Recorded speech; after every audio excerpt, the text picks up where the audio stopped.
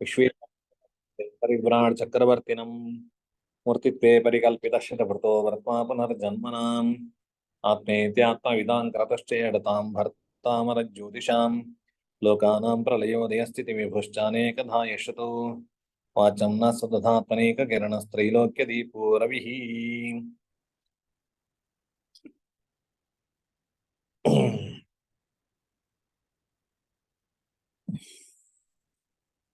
ಹೋದ ವರ್ಷ ನಾವು ಪಾಠ ಜ್ಯೋತಿಷ್ಯ ಸೋಪಾನ ಪಾಠದಲ್ಲಿ ಈ ಕೆಲವು ಸಪ್ತ ಸಾಗರಗಳು ಯಾವುದು, ಅಷ್ಟದಿಗ್ಗಜಗಳು ಯಾವುದು, ಅಷ್ಟಗಜಗಳ ಬಗ್ಗೆ ಎಲ್ಲ ಮಾಹಿತಿ ಒಬ್ಬೊಬ್ರು ಹಂಚಿದ್ದಾರೆ.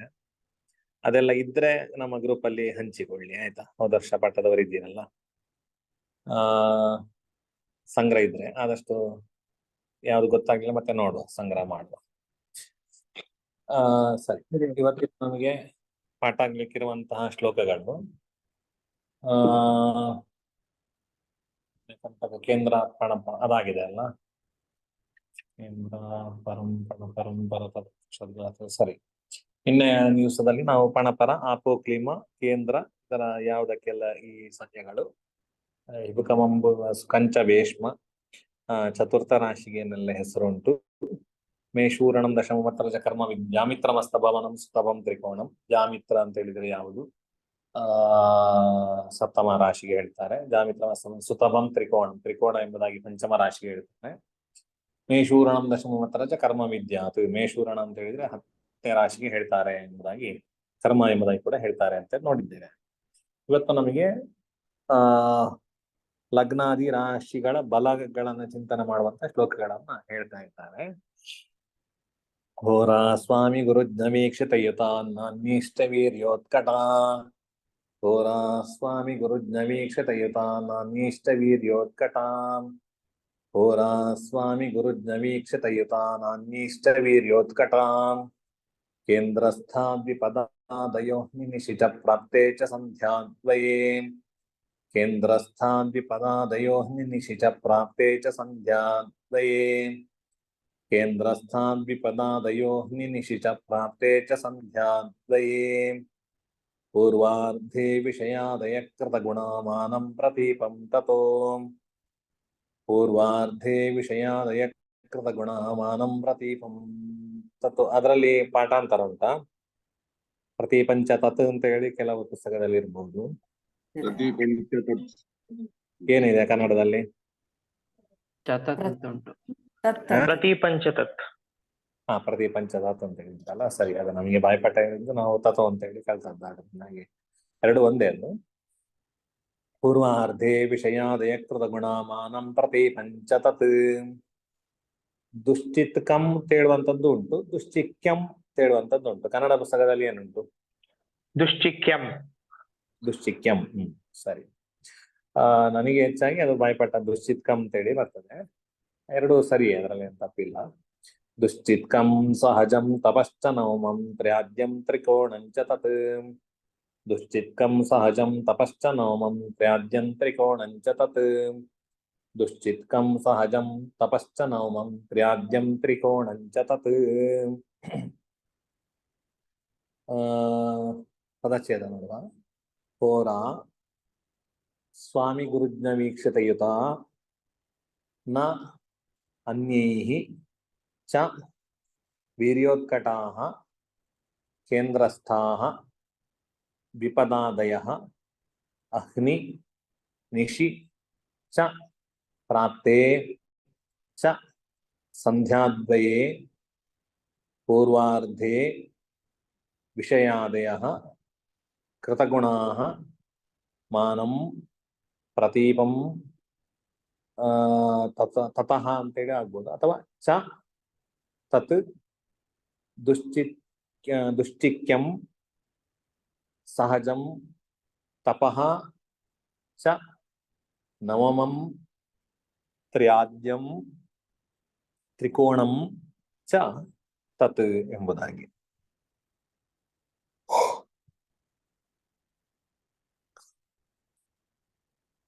ಇದರಲ್ಲಿ ಲಗ್ನ ಬಲಿಷ್ಠ ಹೇಗೆ ಅಂತ ಹೇಳುವುದನ್ನು ಹೇಳ್ತಾ ಇದ್ದಾರೆ.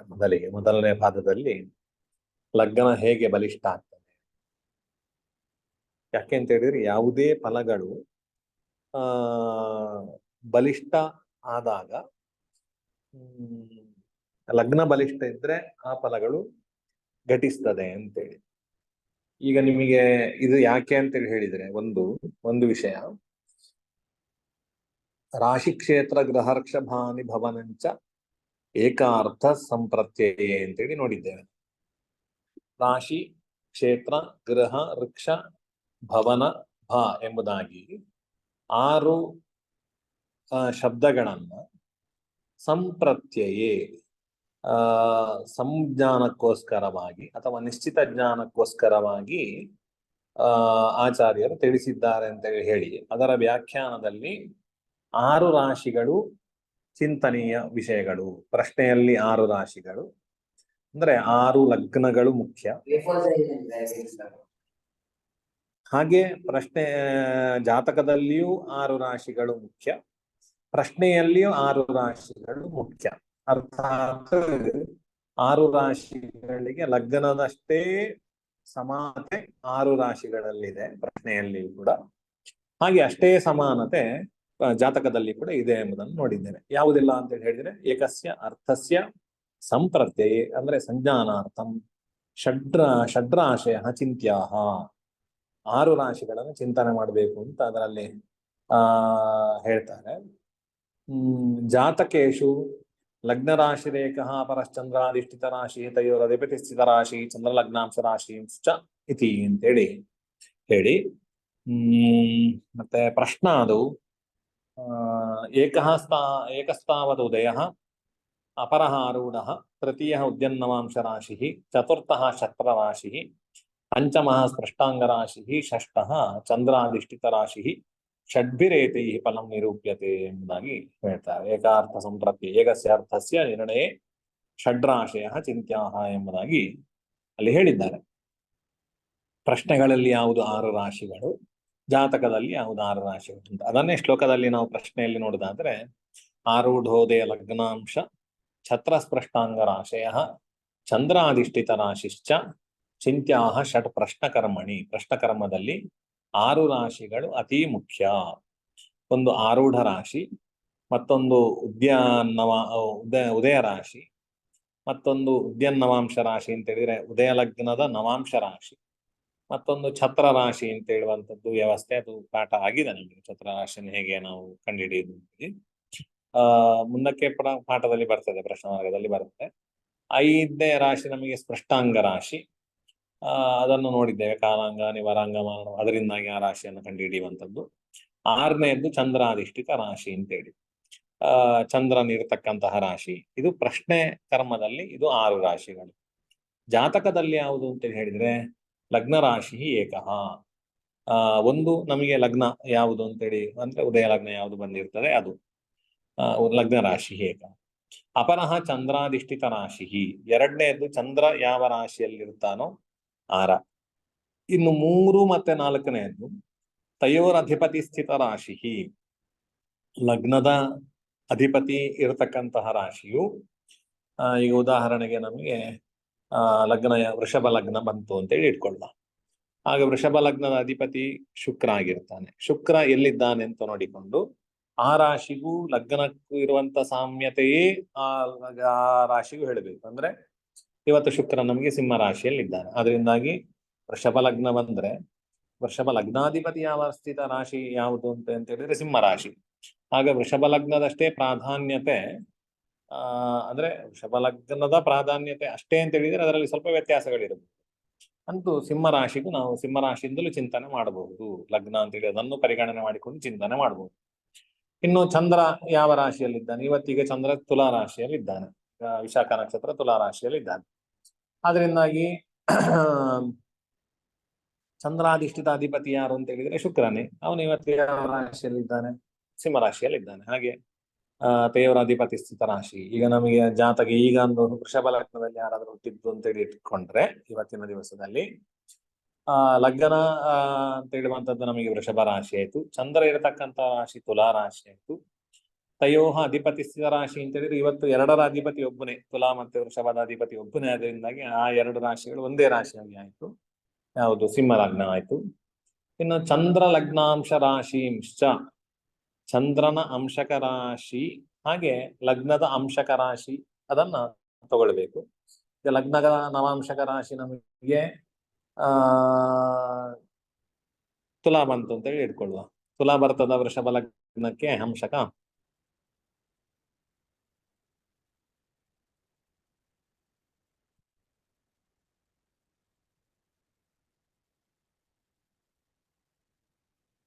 ನೋಡ, ತುಲಾಂಶಕ ಬಂತು ಲಗ್ನಕ್ಕೆ. ಹಾಗೆ ಚಂದ್ರನಿಗೆ ನಮಗೆ ಅಂಶಕವು ಈಗ ಪ್ರೆಸೆಂಟ್ ಅಲ್ಲಿ ನಮಗೆ ವೃಷಭ ರಾಶಿಯಲ್ಲಿ ಅಂಶಕ ಇದೆ. ಅದರಿಂದಾಗಿ ಚಂದ್ರನ ಅಂಶಕ ರಾಶಿ ವೃಷಭ ಲಗ್ನ ಆಯ್ತು, ಲಗ್ನದ ಅಂಶಕ ರಾಶಿ ತುಲಾ ಲಗ್ನ ಆಯ್ತು. ಈ ಎರಡು ರಾಶಿಗಳಿಂದ ಚಿಂತನೆ ಮಾಡಬೇಕು. ಈಗ ನಾನು ಹೇಳಿದ್ದು ಸರಿ ಉಂಟಾ ತಪ್ಪುಂಟಾ ನೀವು ಹೇಳ್ಬೇಕು ಬೇಗ. ಒಂದು ಡೌಟ್, ಇದು ಅಂಶಕ ನವಾಂಶಕ ಹೇಳ್ತಿದ್ದೀರಾ ನೀವು? ಹೌದು, ನವಾಂಶಕ ಅಂತ ಹೇಳಿದ್ರೆ ನಾನು ಮುಂದಿನ ಪಾಠದಲ್ಲಿ ಹೇಳಿದ್ದೇನೆ ನವಾಂಶ. ಸರಿ. ಈಗ ವೃಷಭ ಲಗ್ನಕ್ಕೆ ತುಲಾಂಶಕ ಇದೆ ಅಲ್ವಾ, ಇವತ್ತಿನ ಮಟ್ಟಿಗೆ ಇತ್ತು ಅಂತ ಹೇಳಿ ಹೇಳ್ಕೊಳ್ಳ. ಅದು ಸರಿಯಾ ತಪ್ಪಾ ಅಂತ ಕೇಳಿದ್ದು. ಹಾಗೆ ಕೇಳಿದ್ರೆ ತಪ್ಪು ಅಂತ ಹೇಳಿ ನೀವು ಕೂಡಲೇ ಹೇಳ್ಬೇಕು. ಯಾಕೆ ತಪ್ಪು ಅಂತ ಹೇಳಿ.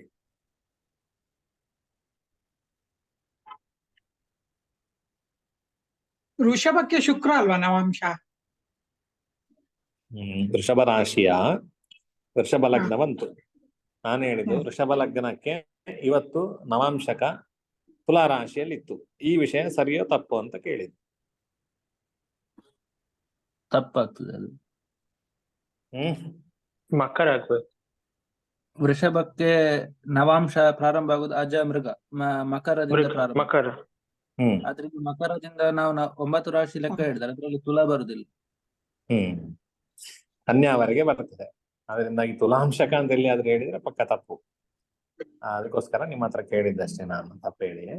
ಈಗ ಲಗ್ನ ನವಾಂಶಕ ಮಕರದಿಂದ ಯಾವ್ದಾದ್ರು ಒಂದು, ಈಗ ಮಕರ ಲಗ್ನ ಅಲ್ಲದ್ರಿಂದ ನಾನು ಹೇಳಿಲ್ಲ. ಈಗ ಲಗ್ನ ಯಾವುದು ಅಂತ ಹೇಳಿದ್ರೆ ಉದಾಹರಣೆಗೆ ಅಸ್ತಮಾನ ಆಗಿ ಸ್ವಲ್ಪ ಸಮಯ ಆಯ್ತಲ್ಲ, ಈಗ ಕುಂಭ ಲಗ್ನ ಇರ್ಬೋದು. ಕುಂಭ ಲಗ್ನಕ್ಕೆ ತುಲೆಯಿಂದ ಅಂಶಕ ಪ್ರಾರಂಭ ಆಗ್ತದೆ. ಈಗ ಸಾಮಾನ್ಯದ ಮಧ್ಯಭಾಗ ಬಂದಿರ್ಬೋದು, ತುಲಾಂಶಕವೋ ಮೀನಾಂಶಕವೋ ಇರ್ಬೋದು. ಮೀನಾಂಶಕ ಮೀನದಲ್ಲಿದೆ ಲಗ್ನ ಮೀನಕ್ಕೆ ಬಂದಿದೆಯಾ? ಹಾ ಸರಿ ಸರಿ, ಹೌದೌದು ಬಂದಿರ್ತದೆ. ಈಗ ಇವತ್ತು ಕೊನೆಯ ಭಾಗ ಅಲ್ವಾ, ಸ್ವಲ್ಪವೇ ನಮಗೆ ಮಕರ ಇದ್ದದ್ದು. ಕುಂಭ ಮುಗಿದು ಈಗ ಮೀನಕ್ಕೆ ಬಂದಿರ್ತದೆ. ಈಗ 8:15 ದಾಟಿದಲ್ಲ. ಸರಿ, ಮೀನ ಲಗ್ನದಲ್ಲಿ ನಮಗೆ ಮೀನಕ್ಕೆ ಅಂಶಕ ಕರ್ಕಾಟಕದಿಂದ ಮೀನವರೆಗೆ. ಅದರಿಂದಾಗಿ ಈಗ ಸ್ಟಾರ್ಟಿಂಗ್ ಅಲ್ಲಿ ಒಂದು ಕನ್ಯಾ ಅಂಶಕ ಹಾಗೆಲ್ಲ ಇರ್ಬೋದು. ಕನ್ಯಾವು ತುಲವಾಗಿ ಇರ್ಬೋದು. ಈಗ ಸಾಮಾನ್ಯ ಅಂದಾಜು ಲೆಕ್ಕ ಹಾಕಿದ್ರೆ ಇರ್ಲಿ, ಅದು ಎಷ್ಟೇ ಬೇಕಾದ್ರೆ ಬಂದ್ರೆ ಅದು ಅಂಶಕ ರಾಶಿ ಯಾವುದು ಅಂತ ಬರ್ತದೆ. ಅದು ಕೂಡ ಒಂದು ಲಗ್ನ ಅಂತ ಹೇಳಿ. ಜಾತಕದಲ್ಲಿ 6 ಲಗ್ನಕ್ಕೆ ಸಮಾನವಾಗಿರ್ತಕ್ಕಂತಹ 6 ರಾಶಿಗಳಿದೆ. ಹೆಚ್ಚಾಗಿ ನಮಗೆ ಚಂದ್ರ ಮತ್ತೆ ಅದರಲ್ಲಿ ಪ್ರಾಧಾನ್ಯತೆ, ಇನ್ನೂ ಪ್ರಾಧಾನ್ಯತೆ ಚಂದ್ರ ಮತ್ತೆ ಲಗ್ನಕ್ಕೆ ಪ್ರಾಧಾನ್ಯತೆ. ಹಾಗೆ ಪ್ರಶ್ನೆಯಲ್ಲಿಯೂ 2 ರಾಶಿಗಳಿಗೆ ತುಂಬಾ ಪ್ರಾಧಾನ್ಯತೆ, ಅದು ಉದಯ ಲಗ್ನ ಮತ್ತೆ ಆರೂಢ ರಾಶಿಗಳಿಗೆ ತುಂಬಾ ಪ್ರಾಧಾನ್ಯತೆಯನ್ನು ಹೇಳ್ತಾರೆ. ಹಾಗೆ ಜಾತಕದಲ್ಲಿ 2 ಪ್ರಾಧಾನ್ಯತೆ ಅಂತ ಹೇಳಿದ್ರೆ ಚಂದ್ರ ಅಧಿಷ್ಠಿತ ರಾಶಿಗೂ ಲಗ್ನ ರಾಶಿಗೂ ತುಂಬಾ ಪ್ರಾಧಾನ್ಯತೆ ಇದೆ. ಇದರಲ್ಲಿ ಈಗ 6 ರಾಶಿಗಳಲ್ಲಿ ನಮಗೆ ಯಾವುದು ಲಗ್ನ ಅಂತೇಳಿ ಚಿಂತನೆ ಮಾಡ್ಬೇಕು. ಈಗ ಹೇಳಿದ್ರೆ ಈಗ ಸಮಸ್ಯೆ ಬರ್ತದೆ, 6ರಿಂದಲೂ ಲಗ್ನ ಅಂತ ಇಟ್ಕೊಂಡು ಚಿಂತನೆ ಮಾಡ್ಲಿಕ್ಕೆ ಆಗ್ತದ? ಇಲ್ಲ, ಅದಕ್ಕೆ ಒಂದು ವ್ಯವಸ್ಥೆ ಮಾಡ್ತಾರೆ. ಏನು ಅಂತೇಳಿ ಹೇಳಿದ್ರೆ ಲಗ್ನ ಯಾವುದರಿಂದ ಚಿಂತನೆ ಮಾಡಿ, ಯಾವುದು ಬಲ ಉಂಟು, ಯಾವ ರಾಶಿಗೆ ಬಲ ಉಂಟು ಇಷ್ಟದಲ್ಲಿ ಜಾತಕದಲ್ಲಿ, ಯಾವ ರಾಶಿಗೆ ಲಗ್ನಕ್ಕೆ ಬಲ ಉಂಟು, ಚಂದ್ರಾಧಿಷ್ಠಿತ ರಾಶಿಗೆ ಬಲ ಉಂಟು ಅಥವಾ ತಯೋಹ ಅಧಿಪತಿ ಸ್ಥಿತ ರಾಶಿಗೆ, ಆ 2 ಜನರ ಅಧಿಪತಿಗಳಿರತಕ್ಕಂತಹ ರಾಶಿಗೆ ಬಲ ಉಂಟು, ಅಥವಾ ತನ್ನ ನವಾಂಶ ರಾಶಿಗೆ ಆ 2 ಗ್ರಹರ ಲಗ್ನ ಮತ್ತೆ ಚಂದ್ರನ ಅಂಶಕ ಅದರಲ್ಲಿ ಯಾವುದಕ್ಕೆ ಬಲ ಉಂಟು ಅಂತ ನೋಡಿಕೊಂಡು ಅಲ್ಲಿಂದ ಚಿಂತನೆ ಮಾಡ್ಬೇಕು ಅಂತ ಹೇಳುವಂಥದ್ದು ಒಂದು ವ್ಯವಸ್ಥೆ ಉಂಟು. 12 ಭಾವಗಳನ್ನು ಅಲ್ಲಿಂದಲೇ ಚಿಂತನೆ ಮಾಡ್ಬೇಕು ಅಂತ ಹೇಳುವಂಥದ್ದು ಯಾವುದು ಬಲಿಷ್ಠ ಅಂತ ನೋಡಿಕೊಂಡು. ಯಾವುದು ಬಲಿಷ್ಠ ಅಂತ ಹೇಗೆ ತೀರ್ಮಾನ ಮಾಡ್ತೀರಿ ಅಂತ ಹೇಳಿದ್ರೆ ಅದಕ್ಕೋಸ್ಕರ ಹೋರಾ ಸ್ವಾಮಿ ಗುರು ನವೀಕ್ಷಿತ ಯುತ ನಾನ್ಯೀಷ್ಟ ವೀರ್ಯೋತ್ಕಟ, ಈ ಕ್ರಮದಲ್ಲಿ ಲಗ್ನದ ಬಲಿಷ್ಠತ್ವವನ್ನು ನೋಡುವಂಥದ್ದು. ಹೇಗೆ ಅಂತ ಹೇಳಿದ್ರೆ ಹೋರಾ ಲಗ್ನವು ಯಾವಾಗ ವೀರ್ಯೋತ್ಕಟ ಬಲಿಷ್ಠ ಅಂದ್ರೆ ಪ್ರಬಲ ಆಗ್ತದೆ ಅಂತೇಳಿ ಹೇಳಿದ್ರೆ ಹೋರಾ ಸ್ವಾಮಿ ಗುರುಜ್ಞ ವೀಕ್ಷಿತಯುತಾಹ ಹೋರಾಹ ವೀರ್ಯೋತ್ಕಟ ಭವಂತಿ. ಅದರ ಸ್ವಾಮಿ ಅಂತೇಳಿ ಹೇಳಿದ್ರೆ ಯಾವ ಲಗ್ನ ಉಂಟು ಅದರ ಅಧಿಪತಿ, ಹಾಗೆ ಗುರು ಮತ್ತೆ ಜ್ಞ ಅಂತೇಳಿ ಹೇಳಿದ್ರೆ ಬುಧ. ವೀಕ್ಷಿತ ಯುತ ಅವರ ದೃಷ್ಟಿಯಾಗಲಿ ಅಥವಾ ಯುತಿಯಾಗಲಿ ಯಾವ ಲಗ್ನಕ್ಕೆ ಇರ್ತದೋ ಆ ಲಗ್ನವು ಬಲಿಷ್ಠ ಆಗ್ತದೆ. ನ ಅನ್ಯೈಹಿ ಉಳಿದವರ ದೃಷ್ಟಿಯಾಗಲಿ ಉಳಿದವರ ಯುತಿಯಾಗಲಿ ಲಗ್ನಕ್ಕೆ ಬರಬಾರದು. ಇವರ ದೃಷ್ಟಿಯೂ ಯುತಿಯೂ ಬೇಕು. ಯಾವ್ದಾದ್ರು ಒಂದು ಬರ್ತದೆ, ಒಂದು ದೃಷ್ಟಿ ಬರ್ತದೆ, ಒಂದು ಯುತಿ ಬರ್ತದೆ. ಅದರಲ್ಲಿ ಅದು ಬಾ ಅಂತೇಳಿ ಅದು ಗುರುವಿನದ್ದು ಬರ್ಬೋದು, ಬುಧನದ್ದು ಯಾರು ಇಬ್ಬರದ್ದು ಬರ್ಬೇಕು ಅಂತ ಅಥವಾ 3 ಜನರದ್ದು ಬರ್ಬೇಕು ಅಂತ ಅಲ್ಲ. ಒಂದು ಅದರ ಅಧಿಪತಿಯ ದೃಷ್ಟಿ ಅಥವಾ ಯುತಿ ಇರಬಹುದು, ಅಥವಾ ಗುರುವಿನ ದೃಷ್ಟಿ ಅಥವಾ ಯುತಿ ಇರಬಹುದು ಲಗ್ನಕ್ಕೆ, ಅಥವಾ ಬುಧನ ದೃಷ್ಟಿ ಅಥವಾ ಯುತಿ ಇರಬಹುದು. ನ ಅನ್ಯೈಹಿ ಉಳಿದವರ ದೃಷ್ಟಿಯಾಗ್ಲಿ ಯುತಿಯಾಗ್ಲಿ ಇರಬಾರ್ದು. ಉಳಿದವರು ಅಂತ ಹೇಳಿದ್ರೆ ಯಾರೆಲ್ಲ ಆಯ್ತು, ಈಗ ಲಗ್ನಾಧಿಪತಿ ಯಾರಾಗ್ತಾನೋ ಅದರ ಮೇಲೆ ಡಿಪೆಂಡ್ ಇರುತ್ತೆ. ಆ ಒಂದು ಗ್ರಹನನ್ನ ಬಿಟ್ಟು ಉಳಿದ ಹಾಗೆ ಗುರು ಬುಧರನ್ನು ಹೇಳಿದ್ದಾರೆ ಅಂತ ಹೇಳಿದ್ರೆ ಉಳಿದ ಚಂದ್ರ ಶುಕ್ರ ರವಿ ಶನಿ ಕುಜ ಇಷ್ಟು ಗ್ರಹರ ಇನ್ನು ರಾಹುಕೇತುಗಳು ಇಲ್ಲಿ ಗಣನೆಗಿಲ್ಲ ಈ ಇದರಲ್ಲಿ. ಇಷ್ಟು ಜನರ ವೀಕ್ಷಣೆ ಆಗ್ಲಿ ಯುತಿ ಆಗ್ಲಿ ಲಗ್ನಕ್ಕೆ ಇರಬಾರದು ಅಂತ ಹೇಳುವಂಥದ್ದು ಒಂದು ವ್ಯವಸ್ಥೆ. ಆದ್ರೆ ಅನ್ಯೈಹಿ ಅಂತ ಹೇಳುವಂತ ಪದಕ್ಕೆ ಪಾಪಗ್ರಹರು ಅಂತೇಳಿ ಅರ್ಥವನ್ನು ಮಾಡ್ತಾರೆ. ಅನ್ಯೈಹಿ ಅಂತೇಳಿ ಹೇಳಿದ್ರೆ ನಚ ಅನ್ಯೈಹಿ ಅಂತೇಳಿ ಹೇಳುವುದಕ್ಕೆ ಅನ್ಯ ಶಬ್ದೇನ ಪಾಪಗ್ರಹ ಗೃಹ್ಯಂತೆ. ಹತ್ರ ಅನ್ಯ ಶಬ್ದದಿಂದಾಗಿ ಪಾಪಗ್ರಹರನ್ನು ಮಾತ್ರ ತಗೊಳ್ಬೇಕು. ಹಾಗಿದ್ರೆ ಏನಾಯ್ತು, ನಮಗೆ ಗುರುವಿನ ಬುಧನ ದೃಷ್ಟಿ ಇದ್ರೆ ಆ ಭಾವ ವೃದ್ಧಿ ಆಗ್ತದೆ, ಅದರ ಲಗ್ನ ಬಲಿಷ್ಠ ಆಗ್ತದೆ ಅಂತ ಬಂತು. ಪಾಪಗ್ರಹರ ದೃಷ್ಟಿಯಾಗ್ಲಿ ಪಾಪಗ್ರಹರ ಯೋಗಗಳಾಗ್ಲಿ ಲಗ್ನಕ್ಕೆ ಬಂದ್ರೆ ಅದು ಒಳ್ಳೆಯದಲ್ಲ ಅಂತ ಹೇಳುವಂತ ಮಾತನ್ನು ಹೇಳ್ತಾರೆ. ಇನ್ನು ಈ ಶುಕ್ರನ ದೃಷ್ಟಿಯು ಕೂಡ ಒಳ್ಳೆಯದಲ್ಲ ಅಂತ ಬರ್ತದೆ. ಶುಕ್ರ ದೃಷ್ಟಿ ಯಾವತ್ತು ಶುಕ್ರನ ದೃಷ್ಟಿ ಒಳ್ಳೆಯದ, ಅವನ ಶುಕ್ರನ ಯೋಗ ಎಲ್ಲಾ ರಾಶಿಗಳಲ್ಲಿ ಒಳ್ಳೆಯದು, ಶುಕ್ರ ದೃಷ್ಟಿ ಅಷ್ಟು ಒಳ್ಳೆಯದಲ್ಲ ಅಂತ ಹೇಳುವಂತದ್ದು ಬೇರೆ ಬೇರೆ ಕಡೆ ಬರ್ತದೆ. ಅದನ್ನು ಇಲ್ಲಿ ನಾವು ತಗೊಳ್ಬಹುದು, ಯಾಕಂದ್ರೆ ಅದಕ್ಕೋಸ್ಕರವಾಗಿ ಶುಕ್ರ ವೀಕ್ಷಿತಯುತ ಅಂತೇಳಿ ಹೇಳಿಲ್ಲ. ಬಟ್ ಇನ್ನೊಂದು ಕಡೆ ಹೇಳ್ಬೇಕಾದ್ರೆ ಯೋ ಭಾವ ಸ್ವಾಮಿ ದೃಷ್ಟೋ ಯುತೋವ ಸೌಮ್ಯರ್ವಾಸ್ಯ ತಸ್ಯ ಅಭಿವೃದ್ಧಿ ಪಾಪೈರೇವಂ ತಸ್ಯ ಭಾವಸ್ಯ ಹಾನಿ ನಿರ್ದೇಷ್ಟವ್ಯ ಪ್ರಶ್ನತೋ ಜನ್ಮತೋ ವಾ ಹೇಳುವಂತ ಮಾತುಗಳನ್ನ ಪ್ರಶ್ನ ಮಾರ್ಗದಲ್ಲಿ ಹೇಳ್ತಾರೆ. ಯಾವ ಯಾವ ಭಾವಗಳಿಗೆ ಅದು ಲಗ್ನ ಆಗ್ಲಿ ಅಥವಾ ದ್ವಿತೀಯ ಭಾವ ಆಗ್ಲಿ ಆಯಾಯ ಸ್ವಾಮಿ ದೃಷ್ಟ ಆಯಾಯ ಅದರ ಆ ರಾಶಿಯ ಅಧಿಪತಿಗಳ ದೃಷ್ಟಿಗಳು ಆಗ್ಲಿ ಅಥವಾ ಯೋಗವಾಗ್ಲಿ ಅಂದ್ರೆ ಆ ಗ್ರಹರಲ್ಲಿದ್ದಾಗ, ಈಗ ವೃಶ್ಚಿಕ ಉದಾಹರಣೆಗೆ ವೃಶ್ಚಿಕ ಲಗ್ನವಾಗಿ ಬಂದ್ರೆ ವೃಶ್ಚಿಕ ಲಗ್ನಕ್ಕೆ ಕುಜನ ಲಗ್ನಾಧಿಪತಿ ಯಾರು, ವೃಶ್ಚಿಕ ಲಗ್ನಕ್ಕೆ ಅದರ ಅಧಿಪತಿ ಯಾರು ಅಂತೇಳಿ ಹೇಳಿದ್ರೆ ಯಾರಾಗ್ತಾರೆ? ಕುಜ ಯಾಕೆ? ಕುಜ ಯಾಕೆ ಅಂತ ಮೇಷ ಮತ್ತೆ ವೃಶ್ಚಿಕಕ್ಕೆ ಕುಜ. ಒಂದೇ ಕುಜ. ಅದಕ್ಕೆ ಪ್ರಮಾಣ ಏನು, ನಮ್ಗೆ ಪ್ರಮಾಣ ಬೇಕು. ನಿಮಗೆ ಖಾಲಿ ಹೇಳುವಂತದ್ದು ಸುಲಭ, ಪ್ರಮಾಣ ಹೇಳಿ ಹೇಳ್ಬೇಕು. ಎಲ್ಲಿ ಹೇಳಿದ್ದಾರೆ ಅವರಿಗೆ ಪ್ರಮಾಣ? ಕ್ಷಿತಿಜ ಸಿತಜ್ಞ ಚಂದ್ರ ರವಿ ಸೌಮ್ಯ ಸಿತಾಹ ಮತ್ತೆ ಸುರಗುರು ಮಂದ ಅಲ್ಲ, ಗುರವ ವೃಶ್ಚಿಕ ಲಗ್ನವನ್ನು ಬಿಟ್ರಿ.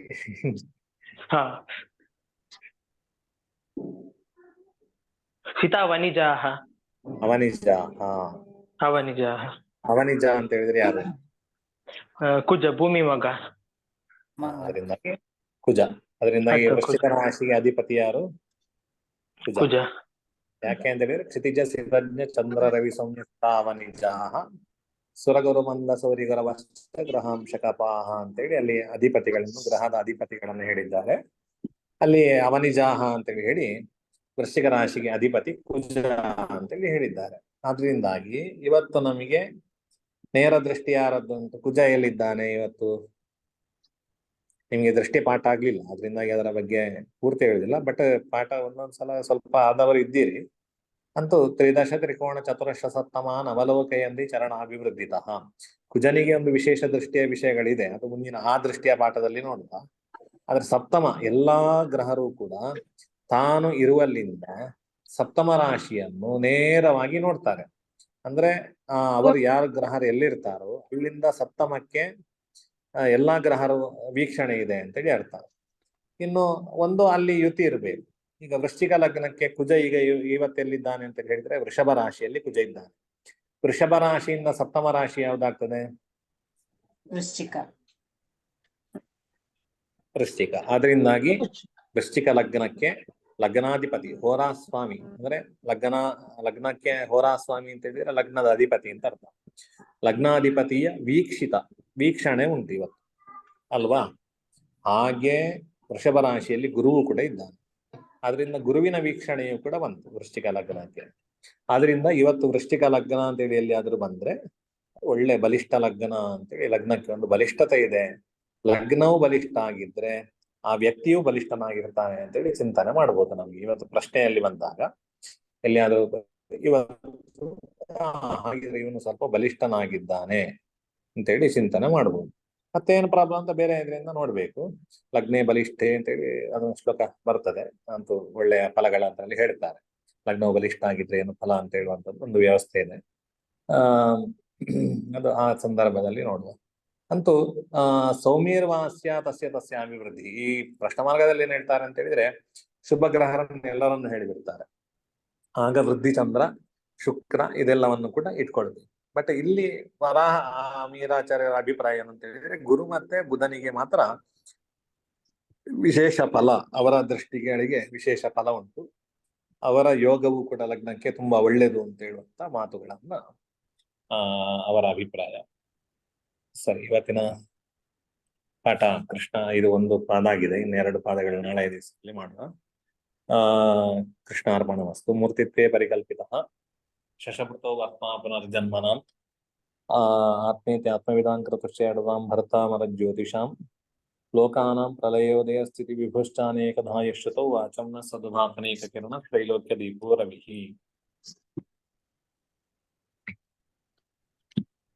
ಪಾಠದಲ್ಲಿ ಏನಾದ್ರು ಸಂಶಯಗಳಿದ್ರೆ ಒಂದೆರಡು ನಿಮಿಷ ಇರ್ತದೆ. ನಮಸ್ಕಾರ. ನಮಸ್ತೆ.